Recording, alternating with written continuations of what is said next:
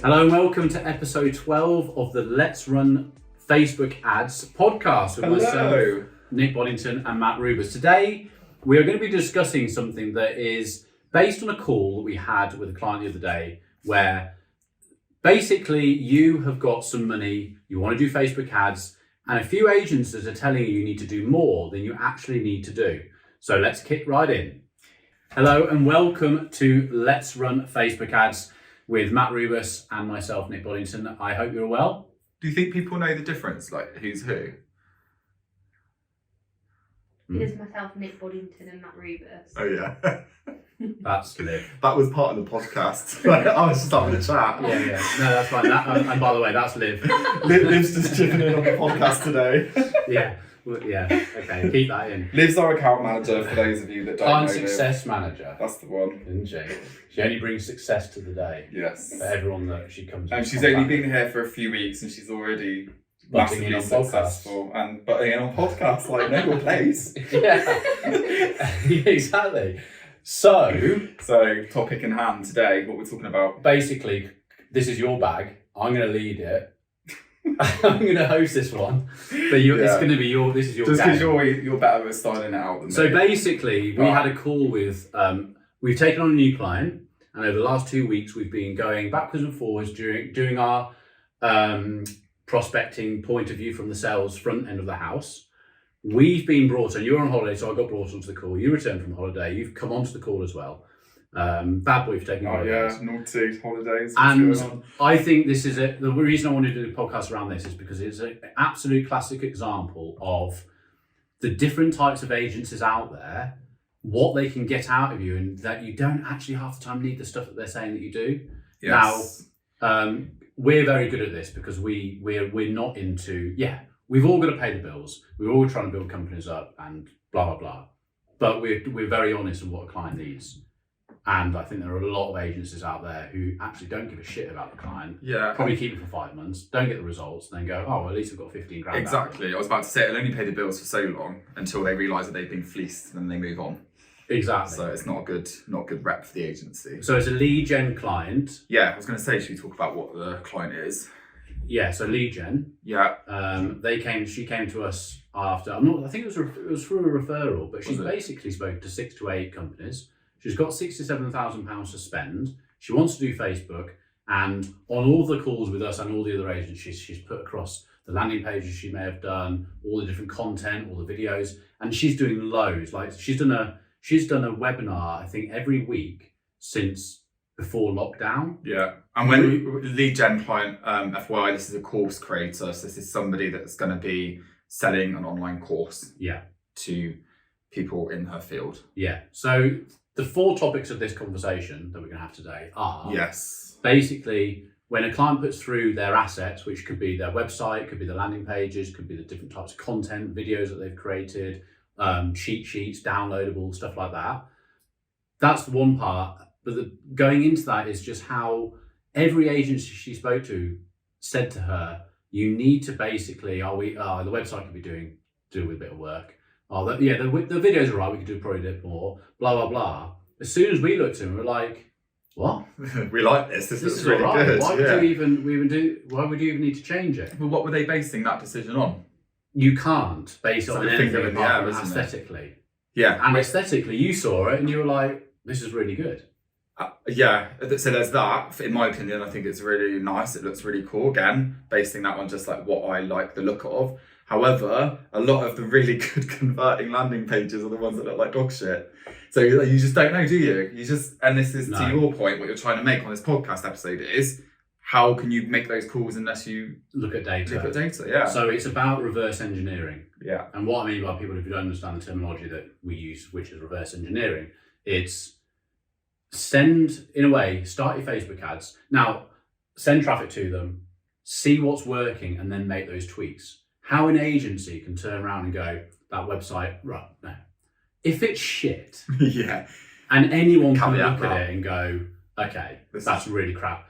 The person who's probably made it themselves is probably thinking, it really needs some work. That's different. But this particular client sent through really good stuff. Like she does stuff with, she's in the production industry anyway. So she's the people making her like course videos, like cameramen and sound people from like the BBC. Yeah. This isn't crap stuff. No. But she's got agencies, whoever they are, saying, "Oh, we need to work on the website. That's $2,000. Or we could do building a website, a landing page. Or that'd be £500. Blah blah blah." Suddenly she's up to like £5,000. She's only got about £1,000 left for ads. Mm-hmm. Whereas we've completely turned that on our head and gone, "Well, let's use the £1,000 for ads. Let's work with what you've got and then reverse put more money engineering into the ads, and get the data." And like you're saying, like obviously, like we have experience, and we've worked with a number of clients and all that stuff where we can look at something, and if we think it's like really, really bad, then obviously we would have to make that call with the client and say like, look, we're going to really struggle with this. However, often our approach is send over what you've got and we'll work with it and make it work essentially just to start with, to get some data, and then we can look at the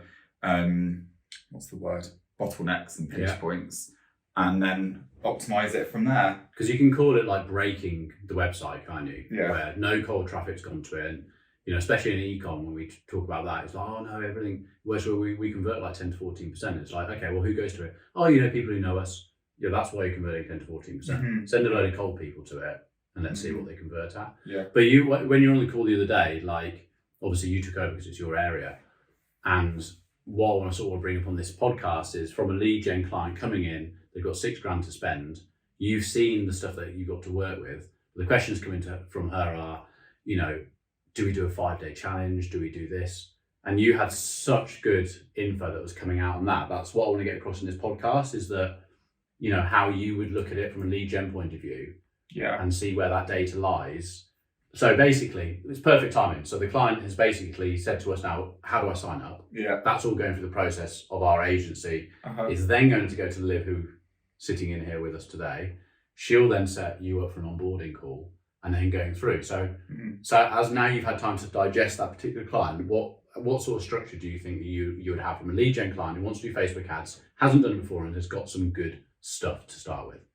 So what's great about this client, and my mantra with ads always is, don't run ads until you've like proven a concept organically, because unless you've got a load of money, obviously you can just test stuff with that.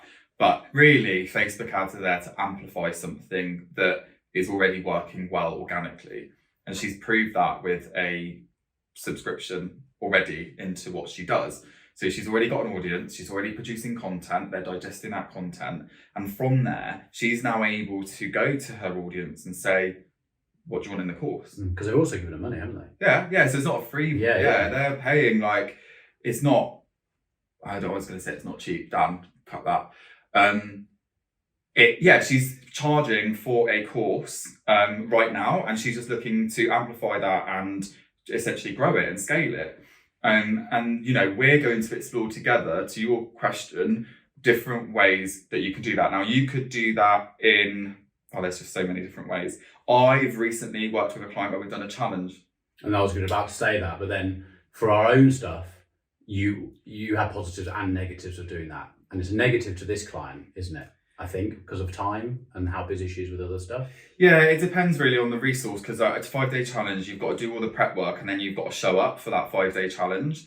But I love challenges because it really does give a good taste into what is to come in that course. Because the thing is, a lot of these courses, depending on how you position it, is you're asking for a decent amount of money on a product that you can't see really, or touch or feel it. Whereas with e-com, you can see the thing, or you understand the thing a little bit more. With a course, you're promised all of this stuff. Does it actually happen? And basically, you give them $800, $3,000. Yeah. You get a password and a login, and it's like, please be good. Please be good, and you log in. And we've done it. We've done it. We've been there. Yeah. Absolutely. So challenges, and I've started making notes for this client. It's something I'll mention. I don't know whether or not she can fit it in, but it does see really, really good conversion, because you're essentially building that rapport, that know, like, and trust, and you just seem a little bit more legit.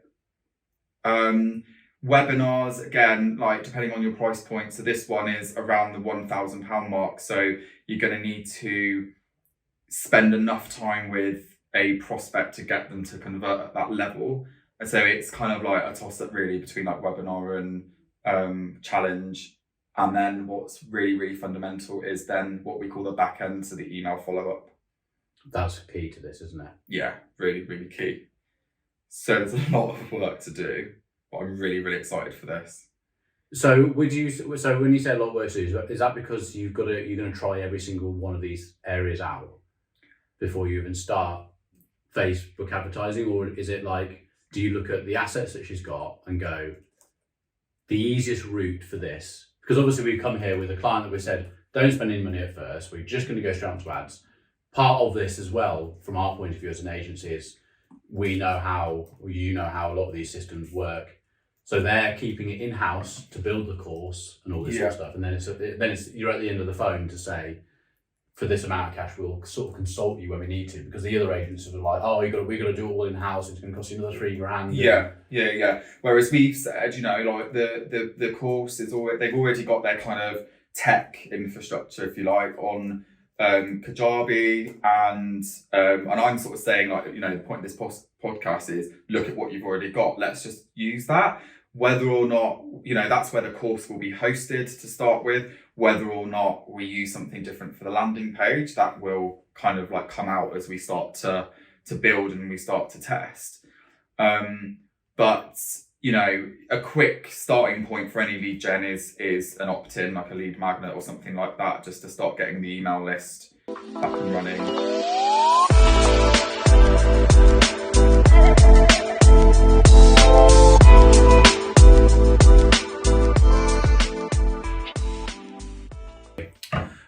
So yeah, you are asking about, okay, so we've got this client, where do we start?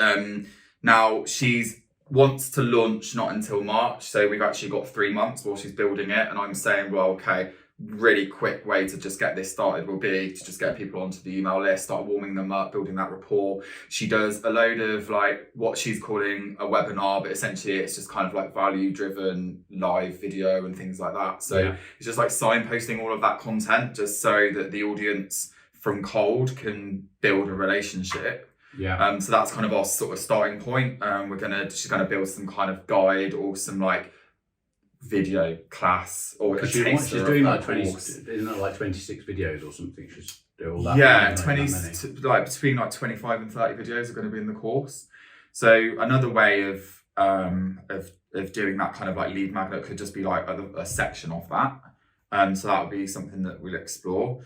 And then essentially it's going to get people onto a webinar. And then we'll kind of nurture and do that sort of pitch from the webinar over to the payment for the course. Because really, so when we were talking about reverse engineering the Facebook ads during it, is either do as much as you can. So what we started this podcast about was like not having agencies just basically rip you off. Yeah. But until you're going to sort of sit there and do as much as you can in a way to reserve cash for ads. Yeah. Because otherwise, like, I don't think we touched on that earlier, is you don't know what's going to work, because we're always talking about data and we're a data-driven agency. And I think one of the new starters we had last week actually was just like, I was going through a load of the stuff that we do, and he's coming from a sales point of view, and he was like, so you are actually a data-driven agency? No. And I'm like, yeah, we ain't talking shit. A data-driven agency, whereas we don't just put data-driven agency on a thing. No. And then like we've talked about on these podcasts is, like we've seen these agencies. It's not like we're just slagging off other agencies, because and it's not like we're the only ones who can do this. There are other agencies who are very, very good. Yeah. But the majority of them, like in every industry, there's a lot of shit. And it's just people who aren't educating themselves. For whatever reason, they're just like win a client. They might be very good at winning a client, or they might be very good at winning a client in another area. And then it's just, oh, do you do this? Oh yeah, we can do that. And then you've just got like some intern in the corner who's suddenly running all their Facebook advertising budgets. Yeah. And that happens a lot, doesn't it? Yeah. So really it's getting that client going in the best way possible to test. So from your point of view, it's like a 5-day challenge. You've got to put a lot of work into a 5-day challenge. Like I overheard you talking about like how you could do a webinar. You could do a webinar, but very simply, she could set an hour webinar. She's using an hour of her time. Yeah. It's recorded, And then it's like, well, let's just start sending some ads to it and see what happens. Well, it's also this client, she's got webinars. So it's like, we can already use one that she's already got. And that's like what we're saying here, isn't it? It's like, we're not going to go, okay, right, so now you've got to create, or we're going to take that into our content team and charge you $3,000 to do a webinar because we need that as an asset for your ads. No, you've got this, and this, which are going to be perfectly acceptable, we think, to start with. We don't really know, but you've got stuff there that we are happy and confident, based on our experience, would do something. And these people will hear agencies say that. Yeah, they will do, yeah. Completely. Yeah. So anyone listening to this podcast, they might be thinking, oh yeah, but do we also sound like...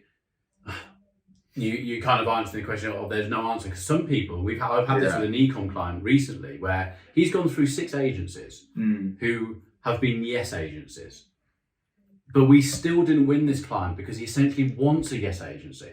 So he wants 6 ROAS on his ads. The agency's gone, we can deliver that for you. Yeah. They haven't been able to deliver it, so he's gone to another agency. That agency's gone, we can deliver that for you. This has gone on for like 3 years. Yeah. He's then being pitched by our guys, and we've gone our honest route and gone, well, we need to test it first. And if in 3 months' time you're getting what you can to, then we can renegotiate a contract and you can get the 6 ROAS you want.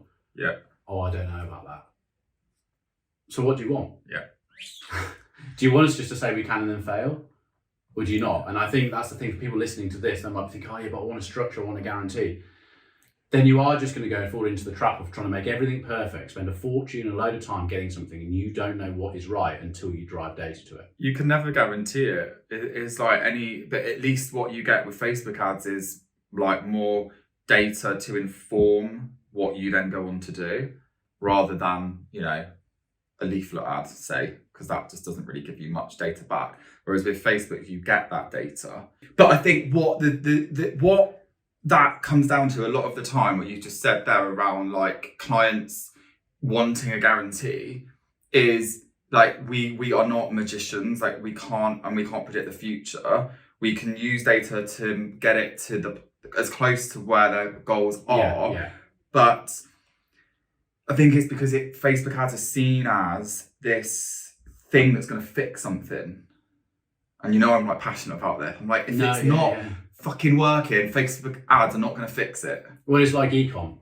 Yeah. You aren't getting people into the add to basket, or you are getting people into the add to basket. This is more common. They're adding to basket, which means the people coming in are good. Yeah. Your product delivery and what you're trying to sell is actually good. But your website's broken because no one's converting. So why is that? Yeah. Oh, I don't know. We'll fix that another time, but can we give you some more budget? Yeah. Or I've got clients on the e-com side who are like, but I want 12 ROAS. Mm-hmm. But you're getting 6. Yeah, but I want 12. But you're not giving me anything to work with. I don't get any good stuff from you. I don't get any good assets. You're not changing your website. It's slow. We're not magician. Yeah, I mean, I'd be happy with a 6 ROAS. I know, it's unbelievable, isn't it? But I think that going back to that point of like that guarantee, with this new client that we've taken on, and I always stress in calls with clients is I cannot guarantee you these results. Yeah. And as a business owner, you need to be prepared. Like breaking even is a win to start with. Yeah. Like that's a win because it's a great marketing strategy. Isn't it? This is an investment into your business. Like you pay for your office. Maybe you don't have an office, but you pay for your website hosting. You pay for your work phone, whatever it is. That is a cost that you're just happy to spend because that's part of you growing your business. But a lot of business owners don't like the fact that they have to invest money and sometimes lose money to begin with. Most of the time. Well, actually, we're very good at making them not lose money to begin with. Yes, we are. Got a good track record of that. Very good track record of that. But I think that, we would never want to guarantee results straight off the bat because it's just not, you can't possibly do that. Most of the time, the actual golden rule is you will lose money at first. Yeah. Go in with that in your head. Yeah. And the thing is, it also comes down to the fact that, and it's because it's like, there is this perception that Facebook ads will automatically make you all the money in the world. But what we have to remember with all of this is that the cold audience coming in is the most expensive and hardest to convert, which is why retargeting works so well. And as part of like the webinars we do, is that golden nugget is retargeting. Yeah. It works all the time, doesn't it? Yeah. But people just want the low-hanging fruit because they want a quick sell. I want to get those leads in quickly. And then it just doesn't work for them because they're not taking the right structure. They're very, very greedy with thinking that Facebook advertising is going to basically make them a millionaire overnight. And even if you are getting 10 ROI for someone and you want to scale it, you've then got the second problem of trying to scale the thing and get Facebook's algorithm to actually deliver the results you were getting when you were spending 50 quid a day, but they want to spend now 400, 500 pounds a day.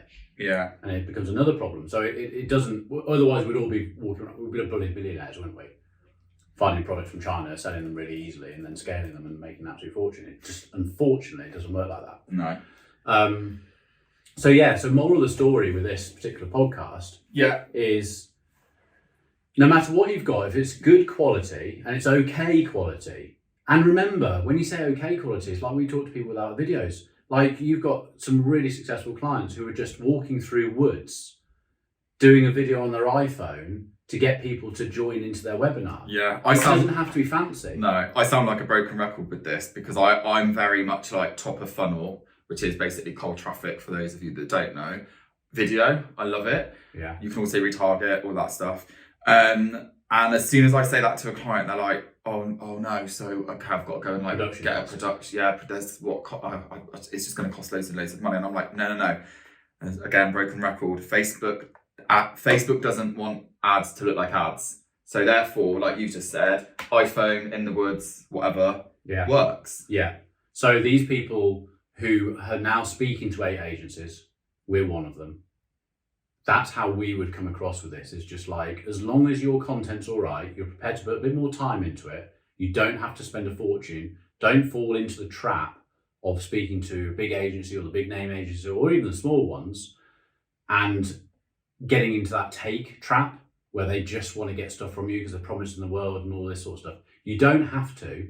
And just always go into those meetings or those Zoom calls or whatever thinking, how do you know that my website that I've got already is not working? Yeah. And how do you know that the website you're going to make is going to work? Now, there are going to be certain things to it. There are people who are experts in conversions on websites. Yeah. There's obvious things, isn't there, that helps a website. But you still don't need to rebuild a website. You could have access to our client's website and change the buttons around, move things around, put a form at the top of the page rather than scrolling down for the form. Yeah. Those things are like, you could do half of that in an hour and charge them an hourly rate. Yeah.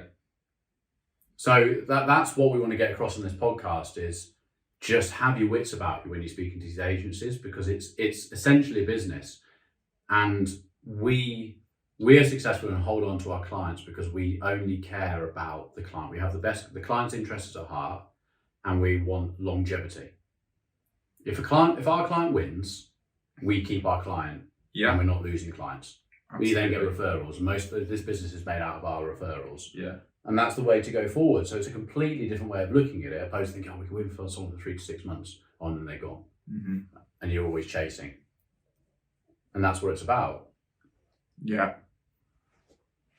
So absolutely. That's what they need to listen at. So I think that's it really, isn't it? Yeah. Because I think we've created some more podcasts out of this, you know. I'm really interested in listening to a podcast on 5-day challenges. Yeah. Because I've always, obviously I know I'm in the agency, so I know what I'm talking about. But ages ago, and I used to, when for my own course and stuff, look at these 5-day challenges. And I'm still not completely sold on the challenge word on a 5-day challenge. I think it's a bit deceptive of what that is. A 5-day challenge, what, is it a competition? Or? And actually, that's a really interesting point. Not to go off on too much of a tangent, but I think, we can do a podcast episode on challenges, even maybe get a guest on that's actually ran, because I've never ran one. I get the concept behind them. I've ran traffic traffic to a challenge. Yeah.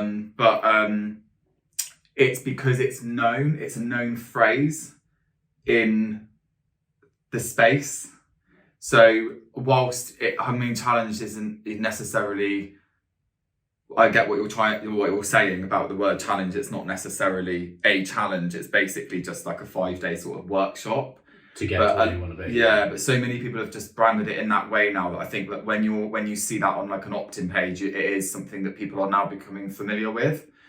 Because the client that I ran ads to that did a challenge, she actually wasn't keen on using challenge for that reason. For that word? Yeah, she wasn't keen on that word. Right. And I said, absolutely, I said, we could test it and like maybe try different ads and different landing pages. But I said that challenge is seen now and it works. And it works. So, and it did work. Yeah.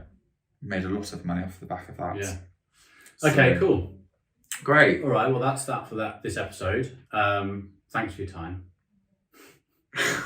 We need to get better at closing these off. Closing's the hardest part of these. Yeah, do you know what? I actually stumbled across a blog post the other day, like how to close your podcast episode. I haven't read it yet. Okay. But I will. It's in my bookmarks. Okay, well, thanks for listening. Thanks for listening, guys. See you on the next one.